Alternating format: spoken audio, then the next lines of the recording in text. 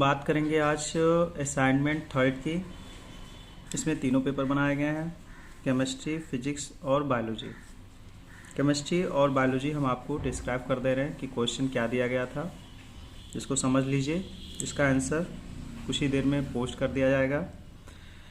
इसमें सबसे पहला क्वेश्चन हमने दिया है केमिस्ट्री में, डिफाइन मोल कॉन्सेप्ट, यानी कि आपको मोल कॉन्सेप्ट देना है, यानी मोल सिद्धांत आपको बताना है, परिभाषित करना है। कैलकुलेट द मास ऑफ 1 मोल, यानी ऑक्सीजन के 1 मोल में कितना द्रव्यमान होता है इसकी गणना करिए। एंड डिफाइन ए मोल, और मोल को परिभाषित कीजिए। Give the significance of the mole, और मोल का महत्व क्या है। फिर उसमें सेकंड क्वेश्चन बताया गया, write down the formula of, आपको फार्मूला बताना है। जैसे सोडियम ऑक्साइड है, क्या है, सोडियम ऑक्साइड है। तो सोडियम यानी अगर हम कहें तो सोडियम की जो वैलेंसी है वो क्या है, +1 है, और ऑक्साइड हमारा किस में है, निगेटिव आयन में है। ठीक है, तो ये -2 में। अब इसका क्रॉस इससे होता है, इसका क्रॉस इससे होता है, और जब कोई मॉलिक्यूल बनना होता है तो दोनों चार्ज खत्म हो जाते हैं, तो ये बन जाता है, इसका गुणा इससे हो जाता है तो Na2O। इस तरीके से आपको क्या करना है, एग्जाम्पल आपको देना है। सेकंड है आपका अल्मोनियम क्लोराइड, ये आप बनाइएगा। सोडियम सल्फाइड ये आप बनाइएगा, और फिर मैग्नीशियम हाइड्रोक्साइड ये आप बनाइएगा फार्मूला इसका। इसी तरीके से आपको करना रहेगा। फिर उसके बाद कहा गया व्हाट इज़ वैलेंसी, तो जो हमने पॉजिटिव आयन रेडिकल लिखाया था, नेगेटिव आयन रेडिकल, एक्चुअली में वही क्या है, वैलेंसी है, और वैलेंसी को यहाँ आपको डिफाइन करना है। नेक्स्ट है explain the law of chemical combination, यानी कोई भी रासायनिक संगठन है तो उसकी क्या नियम है उसकी व्याख्या कीजिए।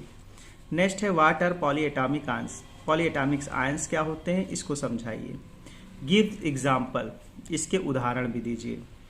नेक्स्ट है classify each of the following on the basis of there एटमोसिटी। अब यहाँ पर क्या करना है, आपको एटमोसिटी के आधार पर निम्नलिखित यानी प्रत्येक को क्या करना है, क्लासीफाई करना है। इसमें दिए गए हैं fluoride, phosphorus, hydrochloric acid, nitrate, hydrogen peroxide, methane, N2O, P4O10, helium, फिर उसके बाद एथेन, ऑक्सीजन और ओजोन, और फिर सिल्वर। अब लास्ट क्वेश्चन हमने दिया है, हाउ डू एटम एग्जिस्ट, किस प्रकार से एटम का अस्तित्व पाया गया है उसको समझाइए। फिर उसके बाद है what are polyatomic ion, polyatomic ions क्या होते हैं। उसके बाद फिजिक्स है, फिजिक्स में बताया गया है define force and effect of force and also types of force with suitable diagram, यानी फोर्स को परिभाषित कीजिए, इसके क्या प्रभाव है, और इसके प्रकार भी आपको सुटेबल डायग्राम के द्वारा समझाने हैं। Define Newton first law of motion, यानी कि न्यूटन का पहला गति का नियम क्या है इसको समझाइए। डिफाइन इनर्शिया, इनर्शिया जड़त्व क्या होता है इसको समझाइए। And also given the type of inertia, और जड़त्व की क्या प्रकार है इसको समझाइए। Define second law of motion, यानी सेकंड लॉ ऑफ मोशन को समझाइए, विच डिस्क्राइब बाय न्यूटन, जो न्यूटन के द्वारा डिस्क्राइब किए गए। इसमें एक क्वेश्चन हमने दे दिया, इसको सॉल्व करिएगा आप लोग। फिर उसके बाद है define Newton's third law of motion, यानी कि जो न्यूटन के थर्ड लॉ हैं मोशन के उसको समझाइए। अब उसके बाद आपका है और कुछ क्वेश्चन है उसको समझा दे रहे हैं आप लोगों को। Give reason for the following, यानी इसमें 2 टॉपिक दिए गए हैं उसके बारे में आपको समझाना है या उनको रीजन समझाना है आपको। Water sprinkle used for glass lawn begin to rotate as soon water is supplied. दूसरा है water drops are remove from wet clothes by giving tight jerk to the cloth, यानी इन्होंने कहा जब हम कपड़े को धुलते हैं और धुलने के बाद जब उसको ऐडते हैं तो उसमें से जो वाटर है वो पूरी तरह से किस प्रकार से निकल जाता है। अब उसके बाद हाँ बायोलॉजी सबसे, अगर हम कहें तो बायोलॉजी सबसे आसान सब्जेक्ट है, इसको आप बढ़िया से समझिए। Differentiate between parenchyma, collenchyma, sclerenchyma on the basis of their cell wall, cell wall के आधार पर आपको क्या बताना है, पैरेन्काइमा को बताना है। पैरेन्काइमा सेल कुछ इस तरीके से होते हैं, और कोलेन्काइमा गोल होते हैं, और स्क्लेरेन्काइमा गोल होते हैं, लेकिन इनके ये थोड़े से मोटे होते हैं।